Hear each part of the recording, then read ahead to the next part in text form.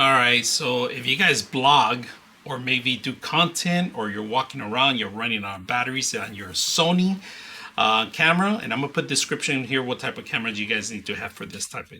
But if you guys notice, this is the most popular camera out there for blogging, streaming, pretty much everything that you want to do. In fact, we're recording on the actual camera that we have here. That's how popular it is. Now, the battery is the problem on this thing. So I ended up getting this things just to get extra batteries going. And the way it works, look at that. I'm gonna show you guys.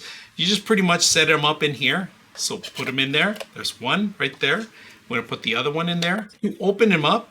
It's for the front. You could just unlock them in here. But look at this. It tells you how much battery we have. Currently, one is 0%. The other one is 26%. Now, you're able to charge it through on this side right here. If you guys can see that. They give you a type C to type C connection, right? Now, they do give you a power on so you can see more of the reflecting. Clean, if you guys see a sweet little setup that they have. And just a push of a button, it gives you a lot of information. It says how much you're going out, in and out.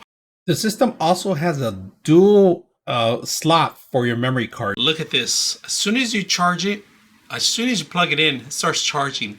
Now it's going to start going through the cycle, right? We're going to see how much percentage. You guys notice how much voltage I'm getting in right now? It's a 4.3. It's actually charging right now. So we're going to let this charge and then we're going to use our camera to. All right, if you guys can see, this is my Sony ZV-E10, all right? And this is a beast. I love this camera a lot, but unfortunately the batteries, the weakness is Achilles heel, all right? Now, with this, I don't have to really worry about it because all you got to do is, right now I don't even have a battery, if you guys can see that.